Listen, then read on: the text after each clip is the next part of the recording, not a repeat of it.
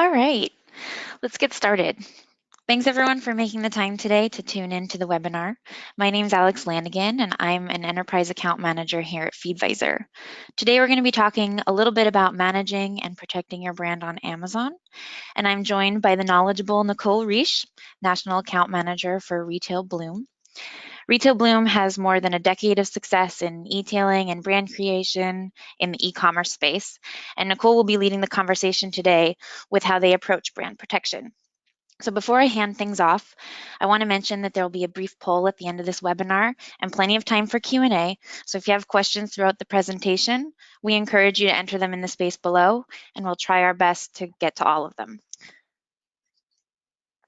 So with that, I will pass things over to Nicole.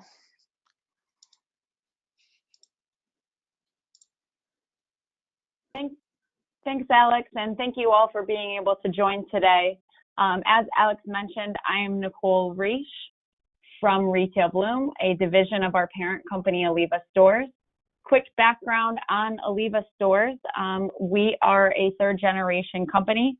We have 10 of our own websites that we own and fulfill our retail products out of our warehouse here in Detroit, Michigan. And we also are a top 1% seller on Amazon.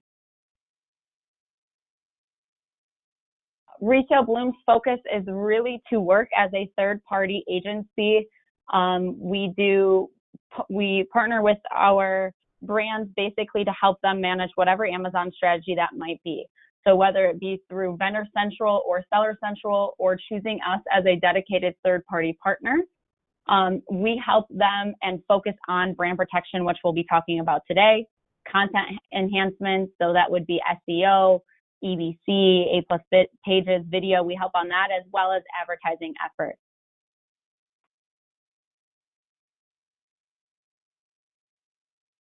So for our agenda today, I'll be focusing on 5 key points to give you an understanding of how we use Feedvisor and our seller site technology to help us manage our business on Amazon. We'll dive briefly into the 5 different options, the different options of selling on Amazon. We'll then break down into MAP policy development. So once you pick a strategy for Amazon, how are you actually going to enforce a MAP policy? From there, we're going to dig into 2 pieces where we utilize Feedvisor to help us monitor MAP as well as monitor buy box. And then from there, we're going to touch on Seller Site. And this Seller Site tool is basically our proprietary technology to help us identify rogue sellers and hopefully get them off worst case scenario as well. So backing it up a little bit, we're going to talk about Amazon brand strategy options first. So when you have your brand on Amazon and it's every product's out there and you really don't have any idea of what's going on, we need to take a step back and understand, how can I sell on Amazon? So typically there are 2 main ways. You can sell directly to Amazon through Vendor Central, or you can sell as a third party or through a third party like ourselves through Seller Central. So benefits of selling on Vendor Central. Biggest benefit is that it's the most robust platform from a traditional retail strategy. So as a vendor, you sell products to Amazon, they write you consistent POs on the replenishment side, they get the product from you, they sell it on Amazon for you. It's a pretty hands-off experience. But with that being said, you have less catalog control. So they are the ownership of what they decide to buy from you. They are ultimately the ones to say what your titles and your bullets look like. And sometimes it's a little difficult to switch those. Lastly, the biggest difference on Vendor Central over Seller Central is that Amazon is notorious for matching all prices on the platform and on other websites. So for example, if you have a MAP price of $25, and you want Amazon to sell that price, it's great. But if Walmart also has that product and they're selling it for $20, they will drop the price to stay competitive. On the flip side here, rolling over to Seller Central, the biggest benefits are that you do have full price control. So whether it be through your own Seller Central or a third-party seller, you get to dictate what that price is, and someone has to make a decision to actually drop that price if that's what you want.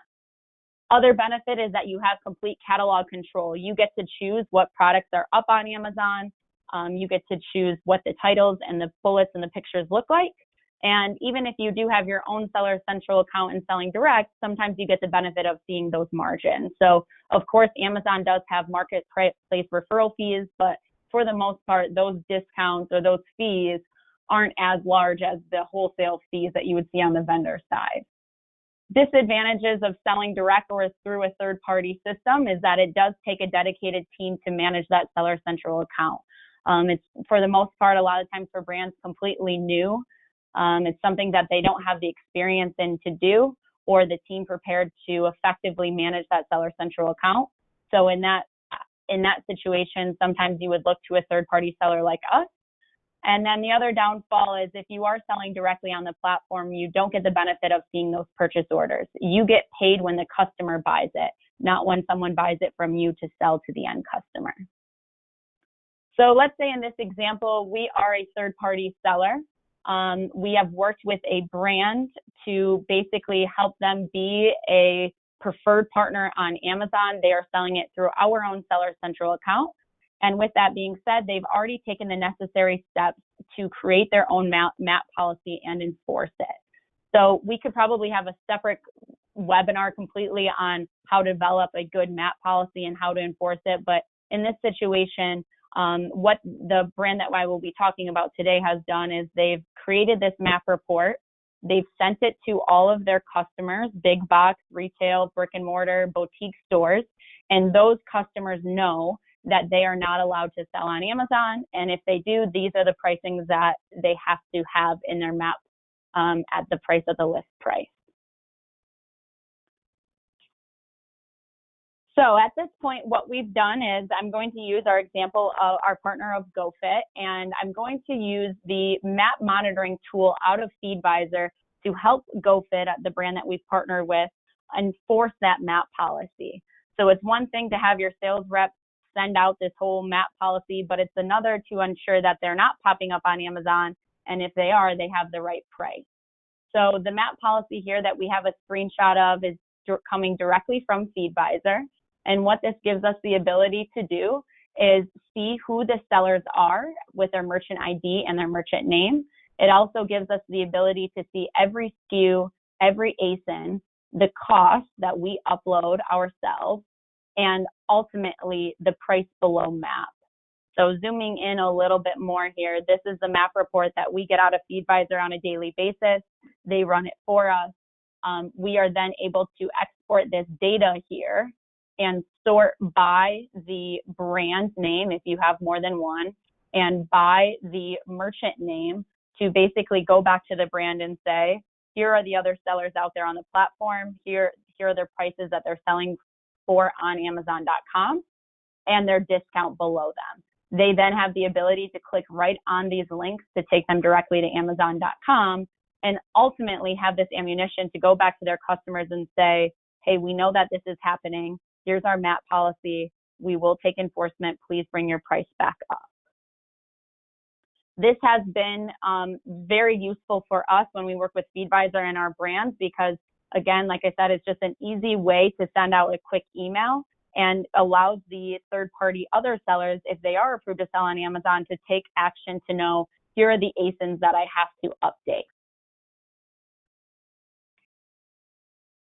The second way that we work with FeedVisor to help on the brand protection side is by looking at the buy box. So I know that there's a lot of information on this page, so I want to dig down into one screenshot at a time. So let's focus on this one right up at the top here. This is right out of FeedVisor. And what it is showing us is a retail price for a product that we're selling on Amazon. The MAP price, our price is $24.99. But what it is showing us is that the average buy box price is $17. So in this situation, it's a little odd because we are the only person selling the product, but yet Amazon is telling us that if we're not to $17, we're not going to be in the buy box. And I think that this was something that in the past wasn't a big issue, but now today it is, with all of the other marketplaces becoming more competitive. What we're finding is that Amazon is matching on the buy box level to other products outside of Amazon. So for example, here we're selling the same exact product on Amazon.com. We're the only person selling it. But what's happening is Amazon is almost forcing us to match someone else selling the product through Google Shopping on their own website. This is where you get the $17 to match up to the buy box price. So we could say from here, why is this challenging? Why should this matter? Well, from a brand protection side, on Amazon.com, we want to make sure MAP is enforced. But on all other channels, it's also important for the brand to have the same price consistently across all platforms. As we roll into the product listing here, you see that when you're not in the buy box, it will show available from these sellers, meaning that the customer is forced to click on this screen here to go to the third-party sellers and then add the product into their cart.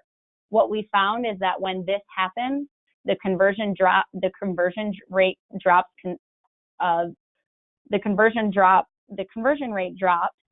because customers see this as kind of like an uncredible product listing. And at that point, what will happen is potentially they could go to a competitor listing or just not buy at all and go somewhere else. So FeedVisor, at the end of the day, really ultimately, I would consider them the buy box experts.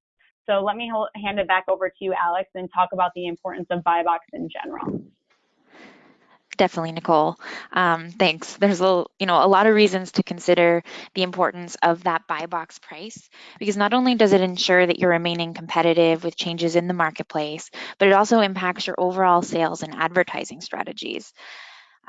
We found that research shows over 80% of Amazon's e-commerce sales are executed directly from the buy box, which sort of demonstrates that, control and knowledge over this buy box price is really a driving factor if you want to increase your sales at the end of the day. In addition to organic sales, your buy box eligibility directly impacts the success of your advertising campaigns as well. Because as we all know, in order to see placement of your ads, you need to be in the buy box. And FeedVisor now offers an advertising tool that complements our existing offering to ensure that you have a proper suite of tools to enable effective management of that selling relationship. If you're interested in learning more about the role that the buy box plays in the selling strategies of both our first and third party brands, feel free to check out our Amazon Buy Box Playbook, which is under our website's resources page. There's a lot of valuable insight and information in there that's not only applicable to sellers on Amazon, but also to the brands that they represent. So with that, I'll pass things back over to you, Nicole. Awesome. Thanks, Alex. So high-level overview, just one more time on this. So we are looking at FeedVisor to monitor MAP. So these are the people that are breaking price on Amazon.com, and we have a report to give to our partners to say, hey, get your sellers in line. What do we have to do to bring up the price here? And then secondly, we also use FeedVisor to monitor the buy box, which basically now is buy box is looking at not only Amazon.com, but other websites. So in this example, it's profitoutlets.com, but it also could be walmart.com, target.com. This is a key thing that I would say is coming up more importantly now than it had in the last 6 months, affecting your Amazon business if you don't take care of it. So last thing I want to talk about is basically how to find those rogue sellers out there. So you may be thinking, great, Nicole, these are all great tools to help me enforce MAP on those known sellers. But what the heck do I do for those rogue sellers that I have no idea where they're getting my product from? So I'm going to bring over a screen share here. And the solution that we provide at Retail Bloom for that is our seller site technology. And what this enables us to do is basically scan the brand, and I believe scan the brand by the brand name on Amazon to be able to show all of our clients who is selling their products. So in the example of GoFit, we've already done the scan here, and you can dig into the total listings to see every single offering from every single seller. It also provides the price, the shipping, and even an image. From here, what we will do is we'll look at these seller names and we'll work with our brands to say, of the 111 sellers here, who do you know? So the brands will go through and they will say, you know, I have no idea who LA Fashion Deals is, but I do know who Shoe Center is. From there, what the system does is it goes to work in notifying and contacting any of those unknown sellers. So we're going from the 111 new sellers here over to the 29 notified. And at this point right here, what's happening is the system is reaching out to each seller and providing a sample to the seller and asking for them to prove that they have authentic goods. So, hey seller, you know, we're working on behalf of GoFit. We are just trying to make sure that the brand is protected on marketplaces. Could you please reply to this email with an invoice proving that you have authentic goods and telling us who they are? The one thing that I just want to make sure that I make bold in this entire presentation is that you will not be able to cut off anyone who has authentic goods on Amazon. So this is not a reactive approach in the sense that, hey, I don't need a MAP policy. I don't need to have any control of my distribution. I'll just use seller site to kick people off. If people come back telling us who they are and giving us an invoice, there's ultimately nothing that we can do because Amazon wants to be a place where the products go up there, and as long as they're real, everything is good. So let's say in that situation, we reach out to EBM Marketplace and they come back with an invoice. What the brand is able to do is come into this portal, see the seller details, where they got the product from, and then as well as download the invoice that they got to prove that it's authentic. So that's kind of worst case scenario in this situation. They were rogue. We now know who they are. The brand can take efforts on their side to make sure that they don't come up on Amazon again. Let's say that they don't answer. So a lot of the times this will be kind of a scare. So we'll reach out to, you know, these 111 sellers, and a lot of them will just come off on their own, which is great. At that point, the offerings come off. That's also a win. But let's say that after 2 notifications, they're in here for 2 weeks and they don't answer. At that time, this is probably the most important part of our seller site technology is that we actually report them to Amazon. And what we say is we've reached out to them. We can't prove that they have authentic goods. And for that reason, it may be counterfeit. And through our partnership, Amazon actually cuts those offerings off. So in this example, we are waiting for 112 offerings here where we reach out to each seller. They haven't given us any type of detail on who they are. We've reported them to Amazon saying it could be counterfeit, and Amazon is in the middle of taking all of these offerings off. So, you know, there's more than brand protection. There's a lot of ways to go at it. So we talked about the MAP policy. That's really enforceable for the people that you know. We use Seller Site at the end of the day to attack those rogue sellers and get them off. So best case scenario, they completely come off. We've already closed 442 offerings for GoFit.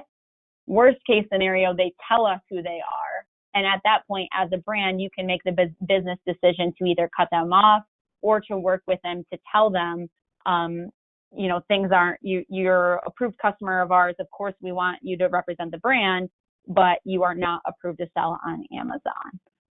So bouncing back to the slides here a little bit, the biggest thing that, you know, this doesn't happen overnight. That's what I'll say. So, you know, picking your strategy on Amazon is one thing, and then enforcing your MAP policy takes time. This isn't going to happen overnight. As you can see here, we've used 3 tools, 2 of them being with FeedVisor to manage the brand protection side for each of our partners on Amazon. But I'll say that it's an ongoing process. And if all of a sudden you have a huge leak in your distribution where you liquidate items, chances are those are going to pop back up on Amazon at some point. And then hopefully, you know, you have the tools in place to identify those through a MAP policy or through a MAP report, or identify them through Seller Site.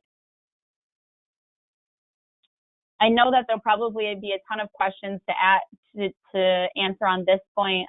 If you'd like, I'd be happy to run any scans to show you how many sellers are out there through Seller Site. But at this time, I'll hand it back over to Alex. Great, thank you, Nicole. All right, bear with me just a second as I share my screen.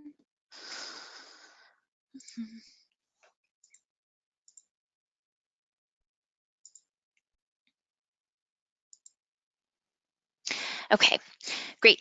Thanks for shedding some light on how you approach the brand management, and we do have a lot of questions here, so would like to get to that as part of the Q&A, as well as the brief poll that I mentioned before. I am gonna go ahead and just launch that right now.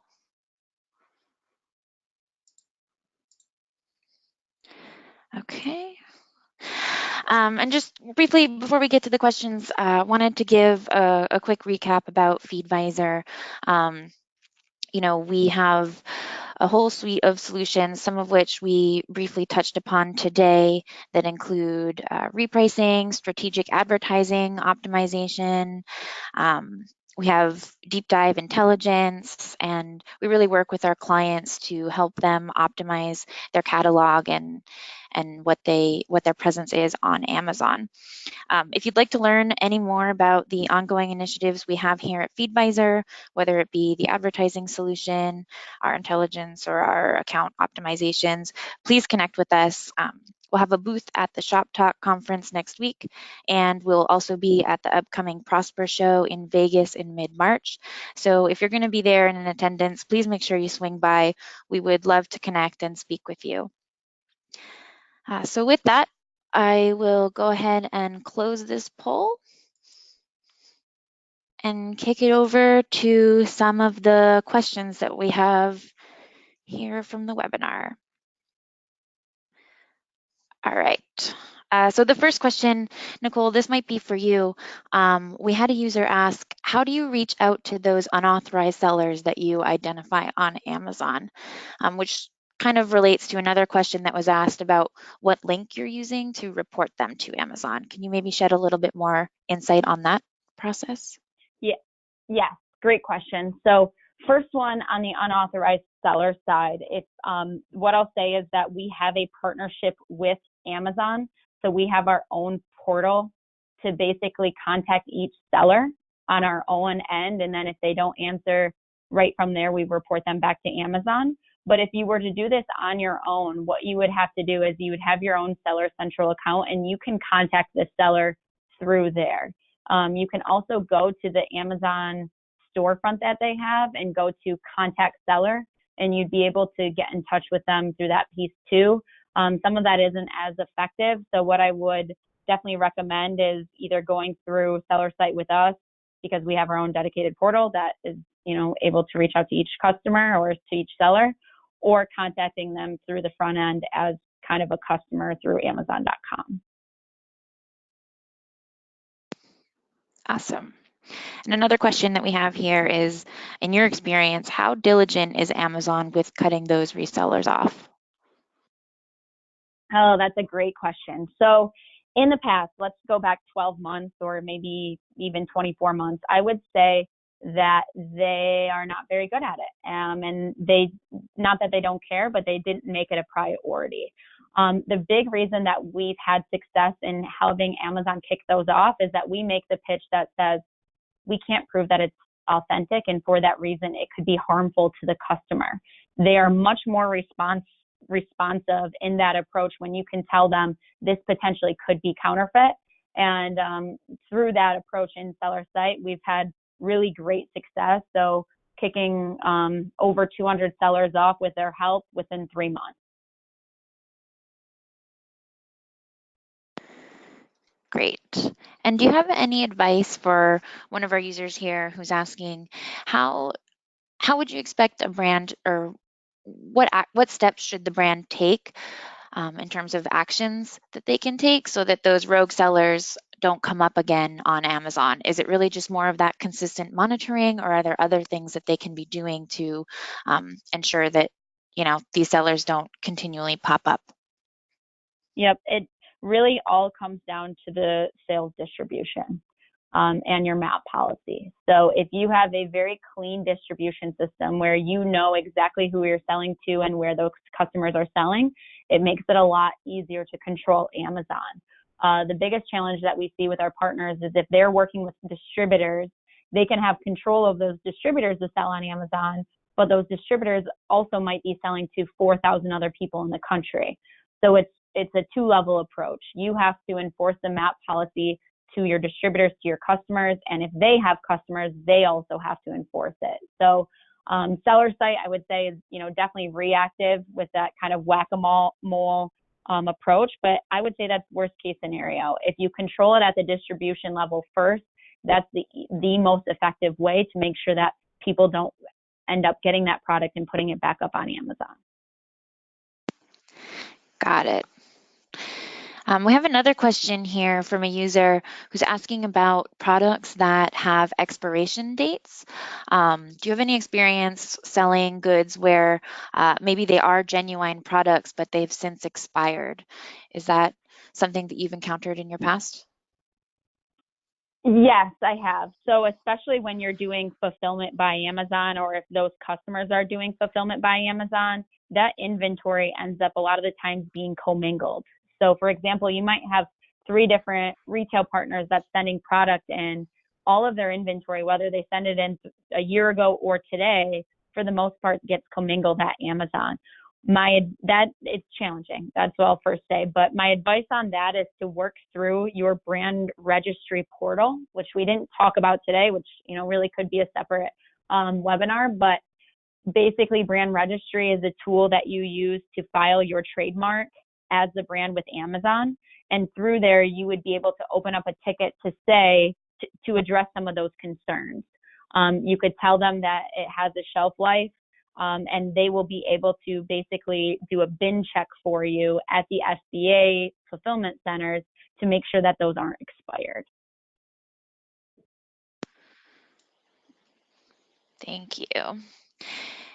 We do have a lot of questions on that brand registry element that you talked about. So for those who may not get an answer to their question today, we will be following up with you each individually with answers to some of the questions that you're asking. I apologize if we don't have time to get to all of them today. As Nicole mentioned, the whole brand registry can certainly be a whole webinar in and of itself. So as we do have time for a couple more questions, we had one from a user regarding other marketplaces becoming more competitive and what sort of effect you've seen on the average prices that you can sell across the platforms. Are they typically around the same average price? Do you see discrepancies? What's sort of been the impact there? Yeah, this is another great question. And as the people on the call today may know, this probably wouldn't even have been a question 12 months ago. But with Walmart being more aggressive, with Target being more aggressive, it really is impacting the brands on all marketplaces as well as third-party sellers on Amazon. From what I can see, when you have third-party sellers selling on the platforms, of course, it's a lot easier to control, because whether they're selling on Walmart or they're selling on Amazon, you are telling them this is our MAP policy. You have to sell it for this price no matter where you sell it. The thing I will say, which is, of course, back to the brand protection side, but the thing that I'll say on the competitive side is that adding another Walmart marketplace really opens up the opportunity for more private label products. So your biggest competitors on marketplaces are not the competitors that you would see off of Amazon in the brick and mortar space, or at trade shows, or the competitors that you would think of. Competitors on Amazon are these private label brands that are able to source their product really efficiently with a good price, and then come up on these marketplaces and really build a business there when they don't have a brand anywhere else. That's what I've seen to be on the competitor side, up and coming more. So that is a difficult situation no matter how you look at it. So if you have a MAP price for a product that's $20 and someone comes on with a private label for $15, that could be, something that you would want to address on the pricing side. That's what I've seen probably the most in the last couple of months. Mm-hmm. Yeah, and I would say from a FeedVisor standpoint, we've seen the same, very similar across, our users that do sell MAP products. There's another question here asking about what aspects of management does FeedVisor fulfill? I just briefly want to take the time to answer that because we do have a lot of different offerings here at FeedVisor. We started out as a repricer, so we do have repricing capabilities that look at, the buy box and velocities of your items, things of that nature. But we've grown so much more over the past couple years. We have a lot of data intelligence products and tools that can help you assess your catalog and how you're performing versus your competitors. You'll have a dedicated account manager who will work with you depending on packages. We have different package types who will work with you on strategy and goal setting. We have tools that help with replenishment and making sure that you're staying in stock. Tools that help with advertising and managing your campaigns. Our new advertising tool has an engine that optimizes your bids and the keywords and the harvesting process that goes on there. It's really, really interesting stuff and can definitely drive your advertising strategies in the right direction. So there's a lot of different things that we do offer. As I mentioned, our resources tab on our website, our blog has a lot of valuable articles. We have case studies, insights from professionals in the space who've been selling on Amazon for many years. So there is a lot of valuable information in there. And if you're interested in learning more about some of the tools that we offer, you can always reach out to us via our website or via this webinar as well. All right. Just taking a check on the time here. I think we might have time for one more question. This is an interesting one. A user asked, as a brand, we would like to get to the point where we have a 1P and our own 3P offering. What initial steps do we need to take in order to achieve this? I think that answer could take a lot of time, but Nicole, do you have some insight on first steps for someone looking to get going in that space? Yeah, so you're correct. This would take a little bit longer, but from a hybrid approach, right? So you have a vendor central account with Amazon where maybe they're taking your best 80/20, but you have these new product lines that they just don't seem to be able to pick up or take off. You want to supplement that with your own Seller Central account. A lot of brands do it. Here's what I'll say, the key factors. If you want to open up your own direct-to-consumer Seller Central account, first look at your operations. You have to have the ability to ship very well to Amazon inventory FBA warehouses, as well as shipping direct to the consumer. There is a performance metrics in Seller Central that you have to hold that if you don't ship them out in a certain amount of time or you cancel orders, you could get risk of shutting that account down. That's the first thing. Second thing that I would look at is just do you have a team to manage that Seller Central account, to manage pricing and content and product uploads and potentially advertising? Because it will not, just because you have your products up on Amazon doesn't mean they're just going to sell. You definitely have to have a dedicated team responsible for that. And then it comes down to, okay, what do I want to have to Vendor Central and what do I want to have on Seller Central? And hopefully, you build that strategy together, because at the end of the day, if you have the same SKU in both platforms, the Vendor Central is always going to win.